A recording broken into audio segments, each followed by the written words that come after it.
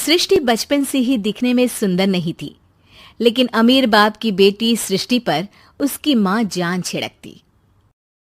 मेरी बेटी कितनी प्यारी है, भगवान सबको सृष्टि जैसी बेटी दे। सृष्टि धीरे धीरे बड़ी होती है। एक दिन सृष्टि की सहेली कहती है, तू दिखने में कितनी अजीब सी है, लेकिन मैं जानती हूँ हम सब में सबसे अच्छी शादी तो तेरी ही होगी। तेरे पापा अमीर जो हैं। और बता नहीं सकते यार, दहेज तो हर कोई देता है, ये क्या ज्यादा ले जाएगी अपने पति के लिए? अरे बड़े शहर में कोठी है इसके पापा की। अरे पापा की है ना, कौन सी इसकी है? इसकी होती तब तो कोई भी लड़का इससे शादी कर लेता। अरे पापा की मतलब पापा की है तो मेरी ही है ना? किसने कहा? अब तेरी तो तब होगी ना जब तेरा भाई ना हो। वैसे भी शादी के बाद सारी प्रॉपर्टी भाई के नाम होती है। सृष्टि समझ जाती है कि उसे किसी भी हालत में माँ बाप की सारी प्रॉपर्टी को अपने नाम करना है, लेकिन कैसे?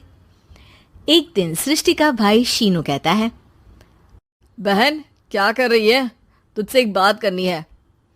अरे हाँ हाँ करना, मैं तो तेरी बहन हूँ। बहन मेरी लाइफ में ना एक लड़की है, बहुत अच्छी है। मैं सोच रहा हूँ माँ और पापा से बात करूँ शादी के लिए। सृष्टि को समझ में आ जाता है कि भाई की शादी होते ही भाभी उसे एक दिन भी घर में बर्दाश्त नहीं करेगी। क्या बात है भाई, बताना कौन है वो? यार वो बहुत अच्छी लड़की है, पढ़ी लिखी है, मेरे साथ जॉब भी करती है। बस एक प्रॉब्लम है। प्रॉब्लम? क्या प्रॉब्लम है भाई? यार वो शादीशुदा है, लेकिन उसके पति ने उसे सिर्फ इसलिए छोड़ दिया क्योंकि उसके माँ बाप दहेज नहीं दे पाए। सृष्टि ये सुनकर न जाने क्यों खुश हो जाती है। अरे भाई तो क्या हुआ, लड़की तुझे तो पसंद है ना? शीनू को लगता है कि बहन उसे समझ रही है। वो इस बात से अनजान होता है कि उसकी बहन की मंशा पूरा घर हड़पने की है। सृष्टि अपनी माँ से कहती है, मम्मी मुझे तो बहुत चिंता है। पता है शीनू क्या कर रहा है? अरे क्या कर रहा है? वो तो काम पर जाता है और वापस घर आता है। नहीं ना माँ, वो यही तो नहीं कर रहा, बाकी सब कर रहा है। आपको पता है उससे प्यार है, और वो भी एक शादीशुदा लड़की से। ये क्या हो गया? मैं सोसाइटी में क्या मुंह दिखाऊंगी? अरे तेरे पापा तो यही कहेंगे कि मैंने ही उसे बिगाड़ दिया है। माँ देखो, मेरी बात मानो, पापा पर भी विश्वास करने की जरूरत नहीं है। अब आप ही बताओ, पापा इतनी देर घर के बाहर रहते हैं क्यों? बोलो। अरे बेटा वो तो नौकरी करते हैं ना। तू बहुत भोली है माँ। पापा का ऑफिस तो 7 बजे खत्म हो जाता है, लेकिन देखो कितनी देर से आते हैं। अरे नहीं नहीं बेटा, ऐसी कोई बात नहीं है। सृष्टि माँ को एक औरत से बात करते पिता की फोटो दिखाती है। देखो माँ कैसे हैं पापा, मैं ना कहती थी कि पापा सही नहीं है। मैं तेरे पापा से बात करूंगी, दे फोटो मुझे। ओ माँ, वो तो डिलीट हो गई। लेकिन चल, तूने तो देख लिया ना। पापा से बाद में बात कर लेना, और हाँ मेरा नाम बिल्कुल मत लेना। हाँ माँ। अब क्या था, सृष्टि के माँ और पिता के बीच झगड़ा होना शुरू हो जाता है। सृष्टि के मन में क्या चल रहा था कोई नहीं जानता था। एक दिन, माँ सृष्टि के लिए एक लड़का देखा है, वो लोग शाम को उसे देखने आने वाले हैं। और हाँ माँ, एक खुशखबरी, मैं और पापा मिलकर एक नया बिजनेस ट्राई कर रहे हैं। शाम को लड़का आता है, सांवले रंग का। सृष्टि को तो बिल्कुल भी पसंद नहीं आता।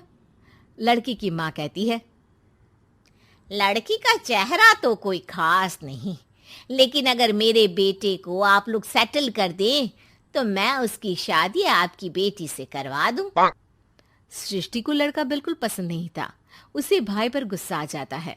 लड़के वालों के जाने के बाद कहती है, माँ देखा शीनू मेरे लिए कैसा लड़का लेकर आया, न दिखाने लायक न सुनने लायक, सेटल भी नहीं, वो भी हम करे। अरे माँ, मैं जानती हूँ ये मेरी शादी किसी भी घर में क्यों करवाना चाहता है। अरे कैसी बात कर रही है बहन, तूने तो देखा ना, लड़के को मैंने ही मना कर दिया तुझसे शादी के लिए। जिसने लड़का बताया था उसने उसकी बहुत तारीफ की थी।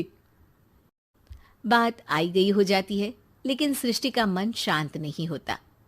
क्या करूं, कुछ समझ में नहीं आ रहा। मेरी शादी हो गई तो ये लोग पूरी प्रॉपर्टी शीनू के नाम कर देंगे, मेरे हाथ तो कुछ लगेगा ही नहीं। तभी सृष्टि को आइडिया आता है। वो किसी वकील को फोन करती है। जी देखिए, अगर आपके मम्मी पापा का तलाक हो जाता है तो आपके पिता की आधी प्रॉपर्टी आपकी माँ के नाम हो जाएगी, फिर उसे वो किसी को भी दे सकती है। सृष्टि अब माँ को बेटे के खिलाफ भरती है। माँ, शीनू पर नजर रखा करो, वो जिस लड़की के प्यार में है ना वो शादीशुदा है। यहाँ आएगी, सारा पैसा, रुपया, जमीन, जायदाद सब हड़प लेगी। पापा का भी हाल तुमसे छुपा नहीं है। ऐसा ना हो कि मैं और आप एक दिन सड़क पर भीख मांगे। हे भगवान, मैं तो जीते जी मर जाऊंगी अगर ऐसा हो गया तो। ऐसा हो गया नहीं माँ, ऐसा ही होगा। अभी समय है, आगे का सोच लो। मैं तो कहती हूँ पापा से आधी प्रॉपर्टी लेकर अलग हो जाओ। पापा की आधी प्रॉपर्टी भी हम लोगों को अगर मिल जाती है ना तो अगले 7 जन्म सफल समझो।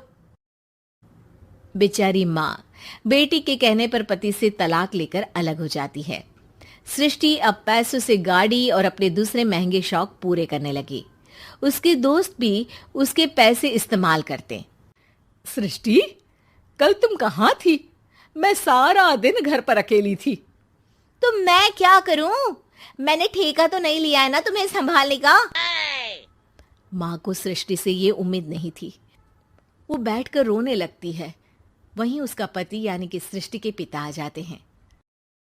मैं जानता था कि तुम्हारा यही हाल होगा, तो आपने मुझे रोका क्यों नहीं? मैं रोकता तो तुम रुकती क्या?